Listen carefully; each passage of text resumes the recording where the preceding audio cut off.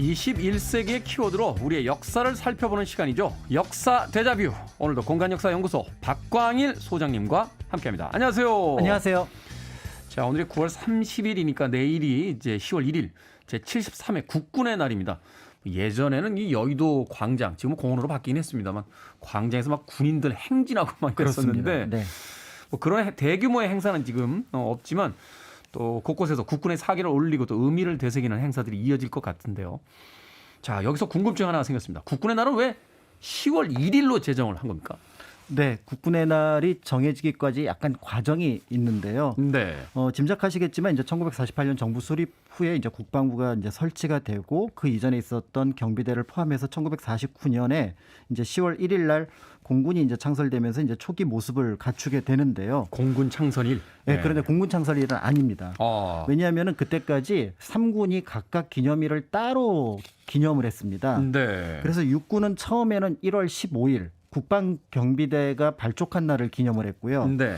해군은 해방병단이 발족한 10월 11일을 기념을 했습니다. 10월 11일. 그다음에 이제 공군은 아까 잠깐 말씀드렸던 것처럼 우리 육군에서 빠져나왔다. 그래서 그날을 이제 기념을 했거든요. 아, 분리된 날이군요. 네. 그래서 분리가 된 날인데 1955년에 국군이 우리가 기념하는 날짜를 바꾸겠다고 결정을 합니다. 그게 이제 10월 2일이었는데요. 육군이 네, 10월 육군이. 2일로. 네. 그래서 그 육군이 10월 2일로 바꾼 이유가 바로 뭐냐면 그때가 국군이 6.25 전쟁 때 38선을 돌파한 날이다. 이렇게 이제 주장을 하고 그날을 기념을 했던 거죠. 네. 그런데 그 내용을 듣고 조사를 딱 들어갔더니 그날이 10월 2일이 아니라 10월 1일이었고 네. 무엇보다도 육군, 해군, 공군이 따로 기념을 하는 것은 적절하지 않다.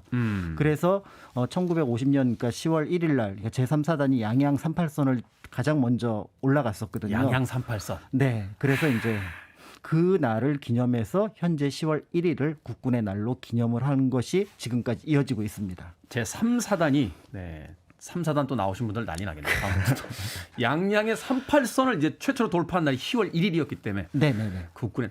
그래서 그런지 몰라도 그 양양 가면요. 그 38선 휴게소들이 있어요. 그렇습니다. 거기 딱 휴게소가 네. 위치가. 그러니까 사실은 이제 그 위에 지역을 예전엔 분들은 기억하지만 수복 지역 이렇게 불렀었잖아요. 그렇군요. 네네. 이렇게 또 의미가 있는 날이었군요. 우리는 그냥 네. 창설일로만 알고 있었는데 그런 게 아니라 네. 38선을 돌파한 날이다. 자, 지난해 국회의원 33명이요. 국군의 날 기념일 변경 촉구안을 일단 공동 발의했었습니다. 네. 이전에도 몇 차례 이제 논의가 있었는데 날짜를 바꾸자고 하는 이유가 있겠죠? 그렇습니다. 그래서 10월 1일도 굉장히 큰 의미가 있긴 하지만 근데 대한민국 국군이라면 또 조금 더 역사적 의미를 가지면 좋지 않겠느냐. 그래서 네. 정부 정부 수립 이전에 어떤 국군의 모습을 보여줬던 사건들을 염두에 두고 그 날을 변경을 했으면 좋겠다. 예를 들어 멀리는 이제 독립군까지 볼 수 있지만 가까이만 하더라도 1940년에 창설된 9월 17일 날 창설이 됐거든요. 한국 광복군을 염두에 두면 어떻겠느냐.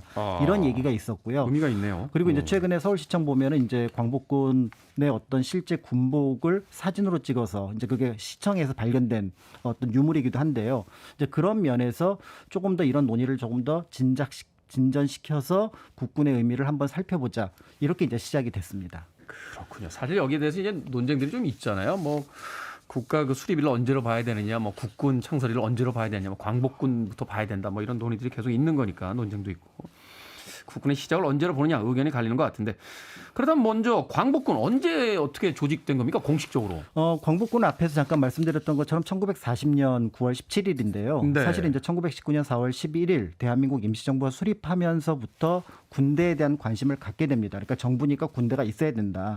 다만 이제 남의 나라에서 임시정부를 운영하고 있으니까 한계는 있지만 그걸 어떻게든지 실현시켜 보자라는 노력을 하게 되는데요.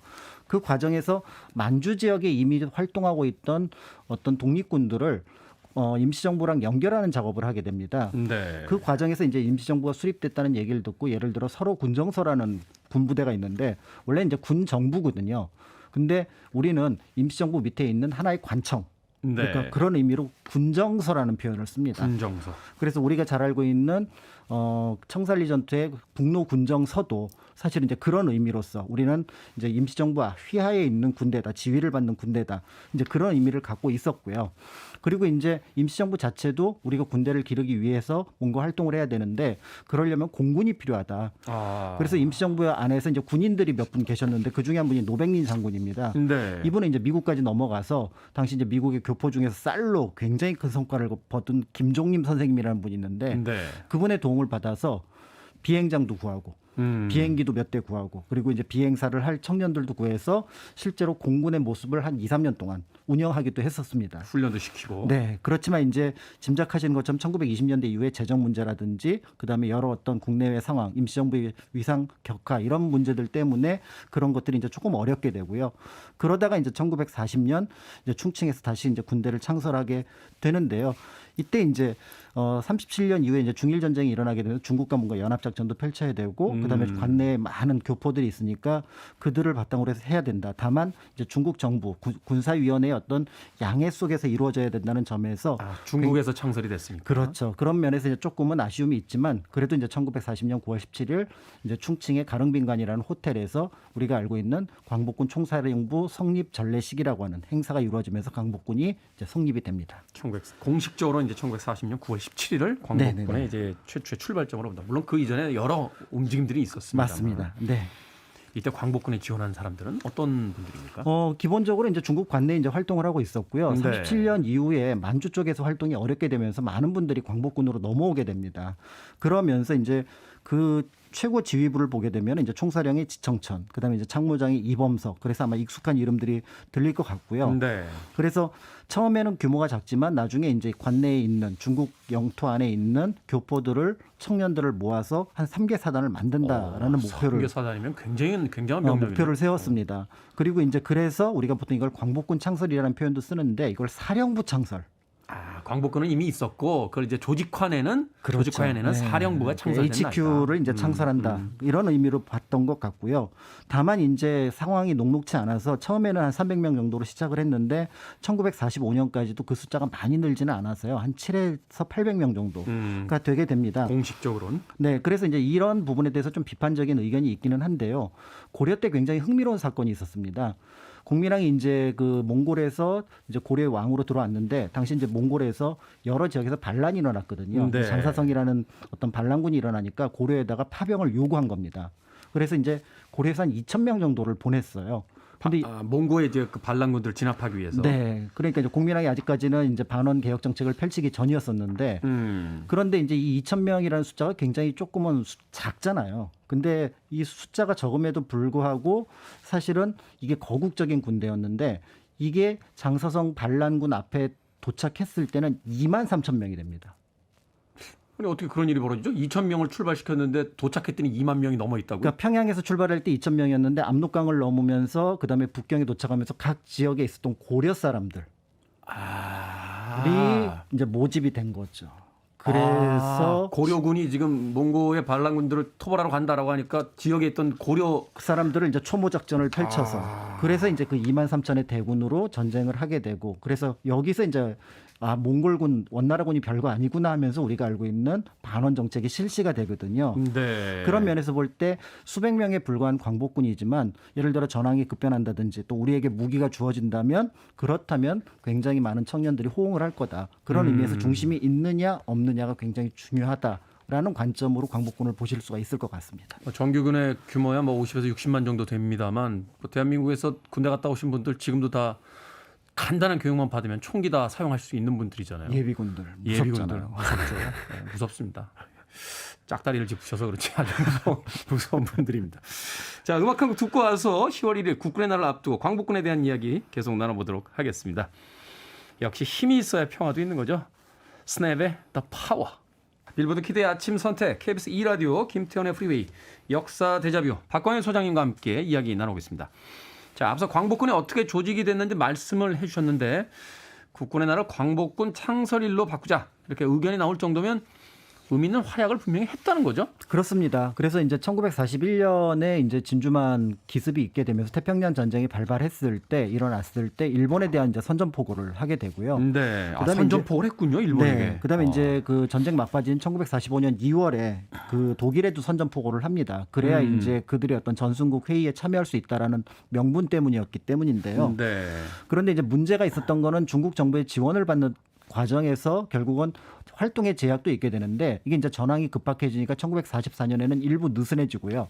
1945년 3월쯤 되면은 완전하게 제약이 풀리게 됩니다. 그러니까 이제 말 그대로 대한민국 임시정부의 광복군은 독자적인 활동이 가능해진 그런 상황이라고 볼 수가 있는데요. 그 이전까지 이제 중일 전쟁을 빌미로 해서 이제 중국이 조력자로서 이제 한국군을 키웠기 때문에 광복군을 키웠기 그렇습니다. 때문에 우리 통제에다 주겠다라고 했었는데 그게 이제 완전히 독립이 되는 거군요. 그렇죠. 이제 그렇기 때문에 이제 조금 더 활동이 이제 많아지게 되는데요. 그 전후에 이제 몇 가지 기억할 만한 사건이 있습니다. 그 중에 하나가 이제 널리 알려지진 않았지만 굉장히 유명한 사건인 인면 전구 공작대라는 것이 있는데요. 인면 전구 공작대요. 네, 말이 굉장히 어렵습니다만은 네. 인은 인도를 가리키고요. 면은 미얀마를 가리킵니다. 아, 우리가 버마라고 불렀던 옛날. 그렇습니다. 네. 그래서 이제 인면의 전쟁 지역에 파견한 공작대 정도로 해석을 하면 될 것 같은데요. 네. 당시 동남아시아에서 작전을 벌이던 인도 같은 경우가 굉장히 어려움을 겪었던 것 중에 하나가 일본어를 습득하기 어려웠다라는 거예요. 그렇군요. 그래서 이제 그들의 암호를 풀어내는 작업이 필요했는데 영어도 잘하면서 일본어도 잘할 수 있는 군대가 필요하다. 그러면서 수소문 끝에 광복군을 1943년에 찾아오게 됩니다. 그래서 광복군에서 9명의 요원을 먼저 인도 캘커타로 보내고 거기서 1년 정도 훈련을 받은 다음에 이제 인도 그다음에 미얀마 지구에 이제 파견이 되게 되는데요. 네. 1944년 5월 달에는 영국군 제17사단이 만달레이에 포위되어 있을 때 이들이 그걸 풀어내는 역할까지 하게 되면서 인도에서 영국군이 굉장히 칭찬을 하게 되는 거죠. 그래서 이들은 1945년 7월까지 그러니까 태평양 전쟁 끝날 때까지 계속해서 이제 활동을 하고 임시정부에 복귀한 게 9월 달입니다. 광복 이후에 이제 복귀를 했던 거죠. 전쟁이 다 끝난 뒤에 복귀를 했군요. 그만큼 이제 실력이 있었다라는 것을 보여주는 존재고요. 네. 근데 무엇보다 중요했던 거는 이제 국내 진공 작전이었습니다. 국내에 들어와서 전투하는. 결국은 들어가야 된다. 그래서 미국의 이제 OSS 지금은 이제 CIA가 되는데 그렇죠. 전략정보국과 이제 손을 잡고 그 유명한 독수리 작전을 준비를 하게 되는데요. 세 단계로 구성이 되어 있습니다. 첫 번째는 먼저 광복군 대원을 국내로 진입시킨다. 그다음에 이제 두 번째는 국내 거점을 마련하고 시기를 봐서 반일 폭동을 일으킨다. 그다음에 이제 세 번째는 국내로 무기를 조달해서 거기서 이제 폭동에 동조하는 한국 청년들에게 시민군을 조직한다. 네, 무장을 시켜서 이제 전투를 할 수 있도록 한다. 이렇게 됐고요. 실제로 이제 그런 준비 과정을 보여주는 이제 기록을 남겨놓은 분이 있는데 그 유명한 장준하 선생이 장준하 선생님. 예, 그 기록을 남겨놨습니다. 그래서 국내에서 입을 그 당시 국민복, 그다음에 이제 신분증, 그다음에 통신 장비, 그다음에 비용으로 쓸 금괴까지도 모두 준비가 되어 있다라고 얘기를 했고 이제 투입될 날만 기다리고 있었는데요. 문제는 전략정보국에서 그 당시 일본의 패망을 한 45년 말이나 46년 초로 봤던 거죠. 늦게 봤군요. 그러니까 이제 그 즈음에 맞춰서 이제 어떻게 보면 국내로 투입할 계획을 세웠는데 뜻밖의 여러분들이 잘 아시는 것처럼 일본이 좀 일찍 항복을 하게 됩니다. 원자폭탄을 이제 투하를 받고. 네, 그러면서 이제 결국은 이제 투입되지 못했던 부분들이 있었던 거죠. 그게 참 역사 공부하시는 분들이 아쉽게 생각하시더라고요. 이때 우리가 광복군이 본격적인 공식적인 작전을 수행했으면 우리 힘으로 이제 광복을 이뤄낸 그렇습니다. 거기에 대한 분명한 어떤 명분이 생길 수 있었던 그런 부분들인데 그게 그렇죠. 정말 아쉽다. 그렇죠. 그래서 광복군이 들어가고 거기에 임시정부 요인이 있고 한국 청년들이 있고 또 일본군과 교전을 하게 되면은 아마 연합국이 보더라도 한국에 대해서 그들의 어떤 운명은 그들에게 맡겨야 된다라는 생각을 할 것 같은데요. 네. 그런 부분이 굉장히 아쉽기는 합니다. 자, 광복군에 관련된 부분들 오늘 국군의 날을 이제 맞이해서 이야기를 해주셨는데 끝으로 우리가 기억해야 될 것들이 있다면 어떤 것이 있을까요? 사실 이제 기억해야 될 것들이 굉장히 많이 있는데 저는 이제 오늘 그 광복군과 관련된 두 분을 이제 소개를 해드리려고 하는데요. 네. 오광심, 김학규 장군 부부입니다. 두 분이 이제 광복군인데요. 네. 처음에는 이제 만주에서 독립운동을 하고 독립 어떤 무장을 하면서 이제 군인으로 활동을 했었거든요. 근데 이제 1934년쯤에 임시정부와 교섭이 필요해서 이제 남경으로 들어오게 됩니다. 근데 이제 그 처음에 들어올 때는 부부가 같이 들어와요. 그런데 이제 그 회의 내용을 만주에 다시 연락을 해줘야 되는데 문제는 그 회의 내용을 기록한 문서를 가지고 갈 수가 없잖아요. 그렇죠. 중간에 어떤 일이 생길지 모르니까. 검문이 심하니까. 그러니까 이 오광신 선생님이 원래 이제 교육을 하셨던 분인데 그 문서를 다 외워서 만주로 갑니다. 대략 그 지금 그 문서로 한 200페이지 정도 되는 문서를. 그러니까 이제 그렇게 탁월한 분들이 이제 거기서 활동을 하게 되고요. 나중에 이제 광복군에 이제 40년 이후에 이제 합류를 하게 되면서 광복이라는 잡지를 만들어내게 되는데요. 우리는 보통 이제 1945년에 활동이 끝났다고 생각을 하는데 이분들은 현지에 더 남아서 1948년까지 중일전, 그러니까 국共내전이 격화될 때까지 남아 있고 그때 한 3만 명에 이르는 동포를 귀국시키는 작업까지를 했습니다. 그런 의미에서 한국, 대한민국이란 이름 또 민주공화국 아래에서 활동했던 한국 광복군에 대한 기억을 역사 속에서 한번 다시 찾아보시면 좋을 것 같습니다. 네, 내일 국군의 날을 맞이해서 참 의미 있는 그런 이야기가 아닌가 하는 생각해 보게 됩니다. 제가 가끔 인용하는데 그 영화에서 암살이라는 영화에서 나오는 그 대사가 있어요. 우리 잊지 마라고 하는 그 유명한 대사 다시 한번 떠올리게 됩니다. 역사 데자뷰 오늘은 국군의 날을 앞두고 광복군의 역사 짚어봤습니다. 공간역사연구소 박광일 소장님과 함께했습니다. 고맙습니다. 감사합니다.